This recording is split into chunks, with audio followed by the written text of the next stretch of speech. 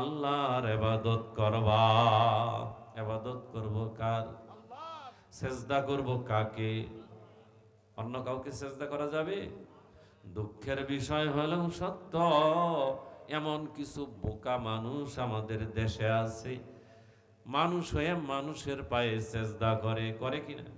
আপনাদের এলাকায় হয়তো না থাকতে পারে, অনেক এলাকায় দেখা যায় এমন পীর, ভণ্ড পীর, তারা আবার মুরিদের সামনে পাও দুটো বিছাইয়া দিয়া দাঁড়াইয়া থাকে, মুরিদের কাছ থেকে সেজদা লয়। লয় কিনা? এই মানুষকে সেজদা করা যাবে না, কবরকে সেজদা করা যাবে না, কবরের নামে মান্নত করা যাবে না। পাগলার মেলায়, ফাইলা পাগলার মেলা নাম শুনছেন আপনারা? ফাইলা পাগলার মেলায় মান্নত করা যাবে না, গোলাম আলী পাগলার রওজায় মান্নত করা যাবে না। এগুলা শিরক, শিরক গুনাহ, আল্লাহ তাআলা মাফ করবে না। ইন্নাল্লাহা লা ইয়াগফিরু আন ইউশরাকা বি ওয়া ইয়াগফিরু মা দুনা যালিকা লিমান ইয়াশা। আল্লাহ তাআলা শিরক গুনাহ মাফ করবে না। শিরক ছাড়া অন্য যত গুনাহ আছে তওবা করলে আল্লাহ তাআলা যাকে ইচ্ছা মাফ করে দিতে পারেন, কিন্তু শিরক গুনাহ আল্লাহ তাআলা মাফ করবে না। তাহলে তাই আল্লাহ তাআলা দুনিয়ার সমস্ত মানুষদেরকে জানিয়ে দিলেন, তোমরা একমাত্র আমি আল্লাহর ইবাদত করবা, অন্য কারো ইবাদত করা যাবে না, অন্য কারো ইবাদত করা যাবে না। ভাইরা আমার, বন্ধুরা আমার, শুধু মানুষ হয় আল্লাহর ইবাদত করে না, পৃথিবীর বুকে যত জীব জানোয়ার আছে সকলে আল্লাহর গুণগান গায়, ঠিক না? শুধু তাই নয়, শুধু জীব জানোয়ার নয়, যত জড় পদার্থ বলেন, যা কিছু বলেন, প্রত্যেকটা জিনিস আল্লাহর ইবাদত করে, আল্লাহর গুণগান গায়। এটা আমার মুখের কথা নয়। আল্লাহ তাআলা বলেন, তুসাব্বিহু লাহুস সামাওয়াতুস সাবউ ওয়াল আরদু ওয়া মান ফীহিন্না।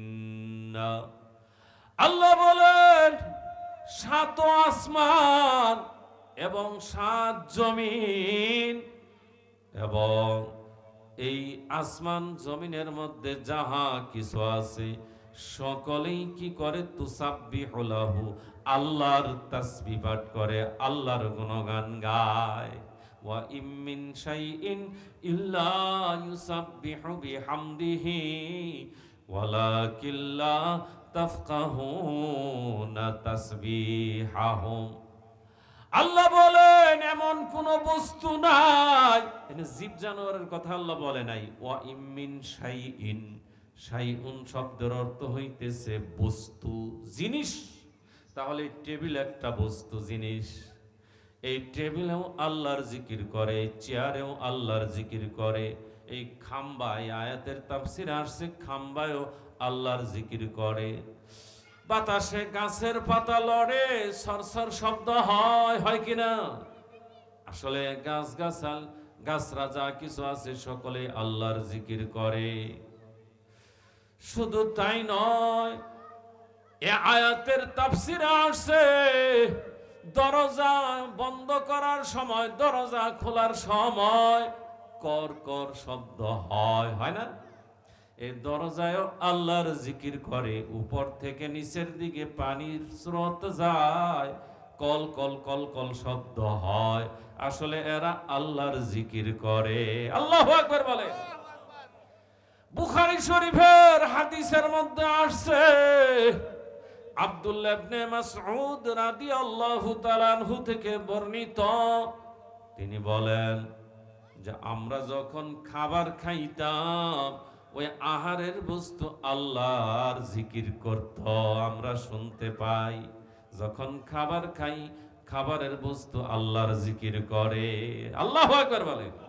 হযরত আবু যর রাদিয়াল্লাহু তাআলা আনহু থেকে বর্ণিত আছে, তিনি বলেন, এক সময় আমরা নবীজির নিকটে ছিলাম, নবীজি কিছু কঙ্কর, কিছু পাথর, ছোট ছোট পাথর হাতের মধ্যে লইলেন। আবু যর রাদিয়াল্লাহু তাআলা আনহু বলেন, ওই কঙ্করগুলা থেকে মৌমাছির মতো গুনগুন গুনগুন শব্দ শুনতে পারলাম। আল্লাহু আকবার বলেন। বর্ণিত আছে শুধু নবীজির হাতেই নয়, হযরত আবু বকর, উমর, উসমান এদের হাতেও পাথর কি করেছে? আল্লাহর জিকির করেছে। নবী আমার একদিন রাস্তা দিয়া চলতেছে, হঠাৎ করে দেখে কিছু মানুষ জানোয়ারের উপর সোয়ার হইয়া তারা আলাপ করতেছে। দুই বন্ধু সাক্ষাৎ হইছে, ওই দুইজন দুই জানোয়ারের উপর সোয়ার হইয়া আলাপ করতেছে। নবী আমার তাদেরকে নসিহত করলেন, তোমরা এই জানোয়ারগুলোর উপর নিরাপদে সোয়ার হইয়া ব্যবহার কইরো, আবার নিরাপদে রেখে দিও। যখন তোমার ভ্রমণ শেষ হয়ে যাবে এগুলাকে আরাম করতে দিও। মানুষের সাথে, বন্ধুর সাথে যখন কথা বলবা তখন এই সোয়ারিগুলাকে তোমরা চেয়ার বানাইও না, সোয়ারির উপরে বৈশা বৈশা আলাপ করো না। কারণ অনেক সোয়ারি অনেক আরোহীর চাইতে উত্তম। আল্লাহু আকবার বলেন। অনেক সোয়ারি, এই যে সোয়ারির জীব জানোয়ার, যিনি সোয়ার হয় তার চাইতে ওই মানুষের চাইতে উত্তম। কারণ তার চাইতে ওই সোয়ারি জানোয়ারটা আল্লাহর জিকির বেশি বেশি করে। আল্লাহু আকবার বলেন। নাসাই শরীফের হাদিসের মধ্যে আসছে, আল্লাহর নবী বলেন, তোমরা ব্যাং মারিও না। কি? ব্যাং মারিও না, কারণ ব্যাঙের ডাক হইতেছে আল্লাহর জিকির। আল্লাহু আকবার বলেন। এই জন্য আল্লাহ তাআলা বলেন, ওয়া ইম মিন শাইইন ইল্লা ইউসাব্বিহু বিহামদিহি ওয়ালাকিন লা তাফকাহুনা তাসবিহাহুম। এমন কোন বস্তু নাই যারা আল্লাহর জিকির করে না। তার মানে প্রত্যেকটা বস্তুই আল্লাহর জিকির করে, কিন্তু তোমরা মানুষ তাহা বুঝতে পারো না। তোমরা মানুষ তাদের ভাষা বুঝতে পারো না। আমরা গাছের ভাষা বুঝতে পারি না, আমরা জীব জানোয়ারের ভাষা বুঝতে পারি না, ঠিক কিনা? শেষ রাত্রে মোরগ যেটাকে কুকুরে কুক বলিয়া ডাকে না? আচ্ছা বলেন তো, রাত্রের অন্ধকার মোরগটা আবার ছোট্ট একটা খোয়ার বা ঘরের ভিতরে আটকে রাখা হয়েছে, ঠিক না? রাত্রের অন্ধকার, ঘরের অন্ধকার, সে চাঁদও দেখে না, তারকাও দেখে না। কেমন করে বুঝে যে ফজরের সময় শুরু হয়ে গেছে? আল্লাহু আকবার বলে। চিন্তা করলে, এগুলা নিয়ে চিন্তা করলেই তো কি হয়ে যায়, আপনি আমি হেদায়েত পাইয়া যাই, ঠিক কিনা? এজন্য আল্লাহ তাআলা বলেন, ইন্না ফি খালকিস সামাওয়াতি ওয়াল আরদি ওয়া ইখতিলাফিল লাইলি ওয়ান নাহার লাআয়াতিল লিউলিল আলবাব। আল্লাহ বলেন, অবশ্যই অবশ্যই এই আসমান এবং জমিন সৃষ্টি করার মধ্যে, দিন পরিবর্তন হইয়া রাত্রি আসার মধ্যে, রাত্রি পরিবর্তন হইয়া দিন আসার মধ্যে অবশ্যই অবশ্যই নিদর্শন রয়েছে জ্ঞানীদের জন্য, যারা জ্ঞানী, ঠিক না? এজন্য এগুলি নিয়া, আল্লাহর সৃষ্টি নিয়া একটু যদি চিন্তা ভাবনা করি তাহলেই আমরা হেদায়েত পাওয়া যাই, ঠিক কিনা? তাহলে ভাইরা আমার, বন্ধুরা আমার, এই যে মোরগটা ডাকে কুকুরে কুক বলিয়া ডাকে, আসলে বলে সুবহুন কুদ্দুসুন, আল্লাহর গুণগান গায়। প্রত্যেকটা জীব জানোয়ার, এমনকি জড় পদার্থ, গাছগাছরা, সকলেই আল্লাহর গুণগান গায়। আর আল্লাহ তাআলা আমাদেরকে এত সুন্দর করে বানাইছে, মানুষ বানাইছে, এই মানুষ হইয়া আমরা আল্লাহকে ভুলে যাই, ঠিক কিনা? আল্লাহ তাআলা বলেন কিসের থেকে আল্লাহ তাআলা বানাইছেন? আল্লাহুল্লাযী খালাকাকুম মিন দুউফিন সুম্মা জাআলা মিন বা'দি দুউফিন কুওয়া সুম্মা জাআলা মিন বা'দি কুওয়াতিন দুউফান ওয়া শায়বা।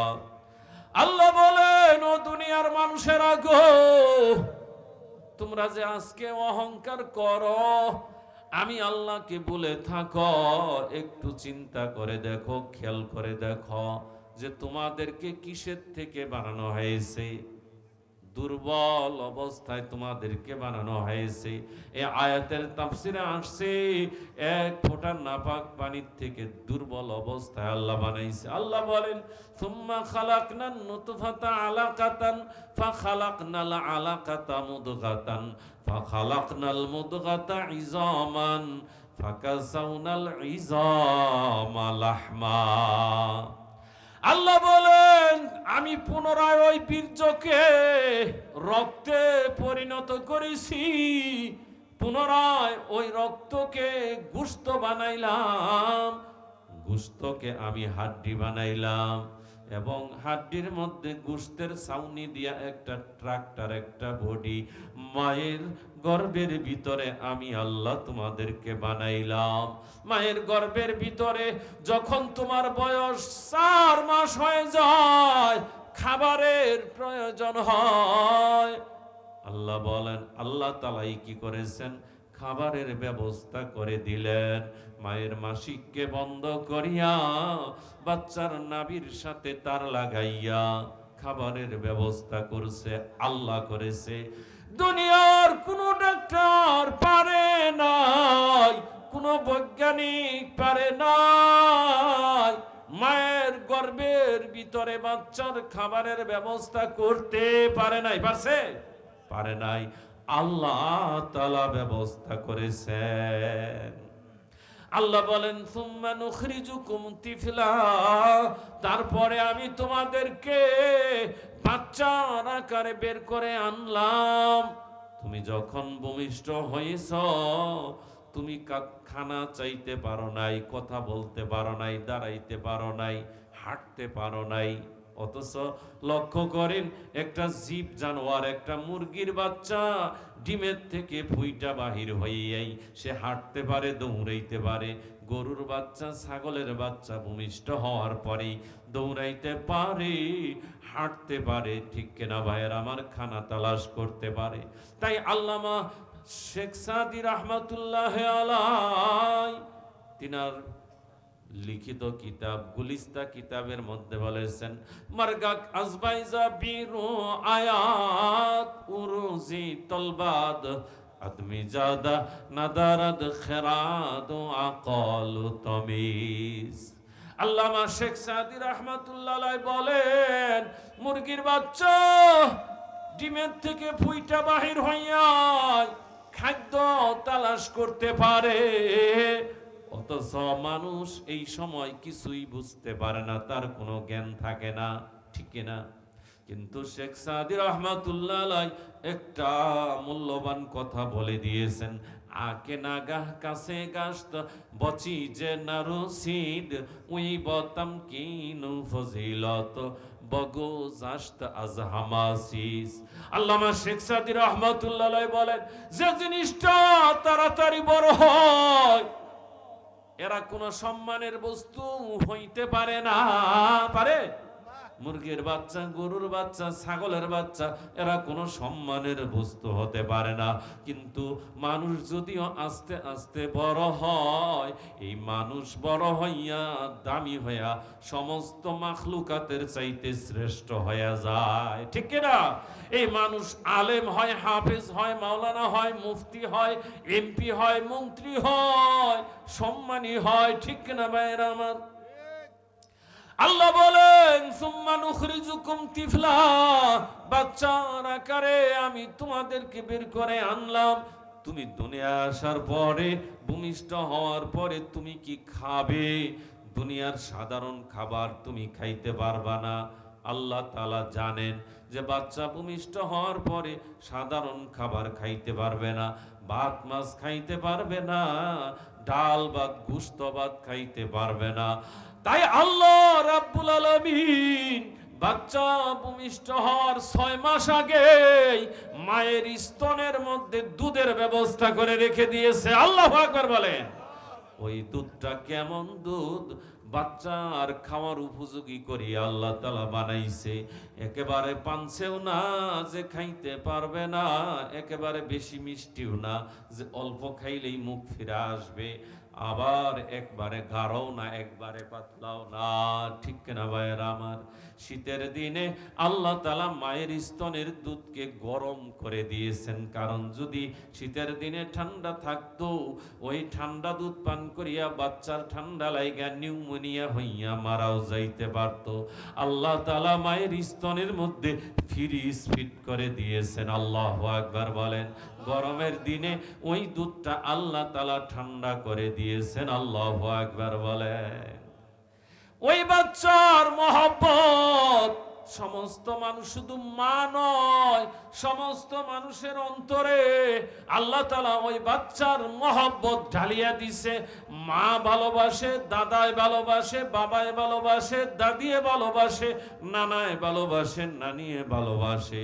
সকলের অন্তরে আল্লাহ তাআলা ওই বাচ্চার মহব্বত ঢালিয়া দিছে, সৃষ্টি করে দিছে। কেন?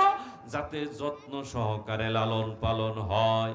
আল্লাহ বলেন, আল্লাহুল্লাযী খালাকাকুম মিন দুউফিন, আমি আল্লাহ ওই সত্তা যে তোমাদেরকে আমি দুর্বল অবস্থায় সৃষ্টি করেছি।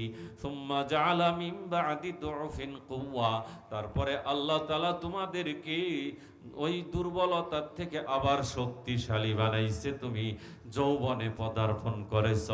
যৌবনে পদার্পণ করিয়া তুমি তোমার মালিককে, স্রষ্টাকে ভুলিয়া যাও। তোমার বন্ধু বান্ধবের অভাব নাই, বিবি বাচ্চা সন্তানাদির অভাব নাই। বিবির কথায় তুমি সময় কাটাইয়া দাও, বন্ধুর কথায় সময় কাটাইয়া দাও, আত্মীয় স্বজনের কথায় সময় কাটাইয়া দাও। অথচ এই মসজিদে 5 বার আল্লাহু আকবার হাইয়া আলাস সালাহ বলিয়া ডাক দেওয়া হয়, একটিবারও তুমি আমার ডাকে সাড়া দাও না। আল্লাহর ডাকে কয়জনে সাড়া দেই আমরা? সকলেই কি ওয়াক্তে নামাজ মসজিদে এসে পড়ে? আরে শুক্রবারেও সকলে আসে না, ঠিক কি না? এই হলো আমাদের মুসলমানদের অবস্থা। তাই আল্লাহ বলেন, যখন তোমার কেউ ছিল না তখন ছিলাম আমি, এখন তোমার সব হয়ে আছে, পর হইয়াছি আমি। যখন তোমার কেউ ছিল না, মায়ের গর্ভের ভিতরে কেউ খাবারের ব্যবস্থা করতে পারে নাই, আমি আল্লাহ ব্যবস্থা করেছি। এখন তোমার সব হয়ে আছে, বন্ধু বান্ধব, বিবি বাচ্চা, আপনজন, আত্মীয় স্বজন, সকলকে লইয়া তুমি দুনিয়ার নাজ নিয়ামত লইয়া চাকচিক্যের মধ্যে পড়িয়া থাকো, দুনিয়ার মহব্বতে পড়িয়া থাকো, আমি আল্লাহকে তুমি ভুলে যাও। আল্লাহ বলেন, ও বান্দা মনে রাখো, সুম্মা জাআলা মিন বাদি কুওয়াতিন দুউফান ওয়া শায়বা। আল্লাহ বলেন, এই শক্তি তোমার চিরকাল থাকবে না, এই যৌবনকাল তোমার চিরকাল থাকবে না। একদিন তোমার যৌবন ফুরিয়ে যাবে, তুমি বৃদ্ধ হয়ে যাবে। দুউফান ওয়া শায়বা, দুর্বল হয়ে যাবে এবং বৃদ্ধ হয়ে যাবে, চামড়া কুচি ধরিয়া যাবে। তোমার যৌবনের মতো চেহারার মধ্যে লাবণ্যতা থাকবে না, তোমার শক্তি থাকবে না, লাঠি বর করা ছাড়া তুমি হাঁটতে পারো না, এমন অবস্থা তোমার হয়ে যাবে। আল্লাহ বলেন, যখন তোমার কেউ ছিল না তখন ছিলাম আমি, এখন তোমার সব হয়ে আছে, পর হইয়াছি আমি। ও বান্দা মনে রাখো, আবার যখন তোমার কেউ রব না তখন হব আমি। আমার কাছে আসতে হবে রে বান্দা, যতই ভাবো তুমি। কুল্লু নাফসিন যায়িকাতুল মাউত, প্রত্যেক নফসের ওই মৃত্যুর পিয়ালা চাখতে হবে, ঠিক না? চোখেরই পলকে তুমি হতে পারো লাশ, চিরতরে বন্ধ হবে তোমারি নিঃশ্বাস, হবে এলান তোমারি নাম মসজিদের মাইকে, হবে এলান তোমারি নাম মসজিদের মাইকে। বাড়িওয়ালা নাই রে বাড়ি, নাই রে দুনিয়াতে, বাড়িওয়ালা নাই রে বাড়ি, নাই রে দুনিয়াতে। ভাইরা আমার, বন্ধুরা আমার, অন্যায়ের মাঝে আল্লাহ তাআলা বলেন আইনামা তাকুনু ইউদরিকুমুল মাউতু ওয়ালাউ কুনতুম ফি বুরুজিম মুশাইয়াদা। আল্লাহ বলেন তোমরা যেখানেই থাকো কিনা, দালান কোঠা অট্টালিকার ভিতরেও যদি তোমরা থাকো, মৌত তোমাদেরকে ধরবেই ধরবে। মৌতের হাত হইতে কেউ আমরা বাঁচতে পারবো না।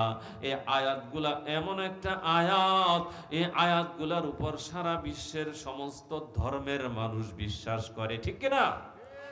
ওই বিল ক্লিন্টন বিশ্বাস করে, টনি ব্লেয়ার বিশ্বাস করে, মিস্টার ট্রাম্প বিশ্বাস করে, নরেন্দ্র মোদীও বিশ্বাস করে, ঠিক কিনা ভাইয়েরা আমার? ওই বিদুর্মীরাও বিশ্বাস করে মরতে হবে, এটা সকলেই বিশ্বাস করে। অথচ আমরা যৌবন থাকতে, শক্তি থাকতে আল্লাহর ইবাদত করি না। নামাজ পড়বনি, দাড়ি রাখবনি, যখন বুড়ো হব, ছেলে বিয়ে করাবো, মেয়ে বিয়ে দিব, তখন দাড়ি রাখবো। এখনই দাড়ি রাখার বয়স হয়েছে নাকি? আরে বেউকুফ, বয়স হয় নাই তোমার দাড়ি উঠছে নাকি? এমনি উঠছে? বয়স হইলেই তো দাড়ি উঠে, ঠিক কিনা?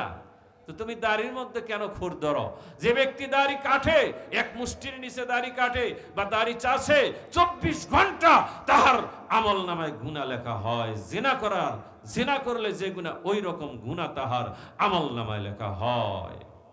ভাইরা আমার, বন্ধুরা আমার, তাই আল্লাহ তাআলা বলেন ওয়াকাদা রাব্বুকা আল্লা তা'বুদু ইল্লা ইয়্যা।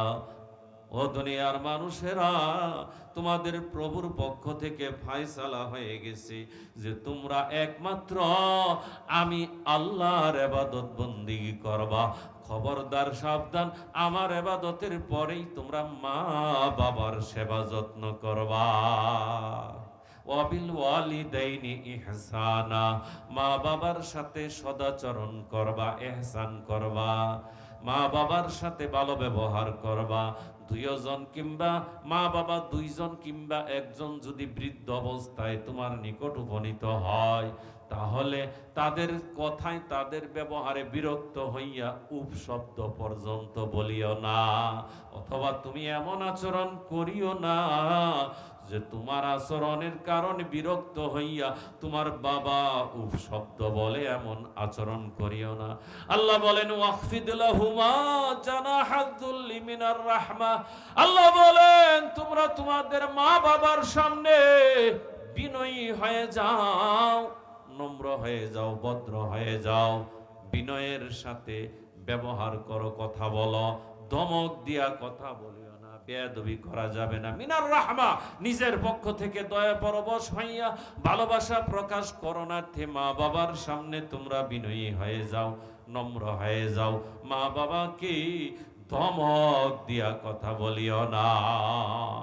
মা বাবার সাথে, মা বাবার দিকে চোখ রাঙাইয়া কথা বলিও না, কারণ মা বাবার সাথে বেয়াদবি করলে দুনিয়াতেও তোমার কপালে দুঃখ আছে, পরকালেও তোমার জাহান্নামে যাইতে পারে। আল্লাহর নবী বলেন হুমা জান্নাতুকা ওয়া নারুকা, পিতামাতাই তোমার জান্নাত, পিতামাতাই তোমার জাহান্নাম। পিতামাতাই তোমার জান্নাত, পিতামাতাই তোমার জাহান্নাম। তার মানে হলো, তুমি যদি তোমার মা বাবার সন্তুষ্টি অর্জন করতে পারো, মা বাবার সন্তুষ্টি তোমার জান্নাতে যাওয়ার কারণ হয়ে যাবে। আর যদি মা বাবার মনে কষ্ট দাও, মা বাবার মনে দুঃখ দাও, মা বাবা যদি তোমার উপর নারাজ হয়ে যায়, এ মা বাবার অসন্তুষ্টি তোমার জাহান্নামে যাওয়ার কারণ হয়ে যাবে, ঠিক কিনা? ভাইরা আমার, বন্ধুরা আমার, অন্য হাদিসের মধ্যে আসছে রিদাল্লাহি ফি রিদাল ওয়ালিদাইন ওয়া সাখাতুল্লাহি ফি সাখাতিল ওয়ালিদাইন। আল্লাহর নবী বলেন যার উপর মা বাবা রাজি এবং খুশি আল্লাহ তাআলাও তার উপর রাজি এবং খুশি। আল্লাহু আকবার বলেন। যার উপর মা বাবা বেজার আল্লাহ তাআলাও তার উপরে বেজার। নারায়ে তাকবীর।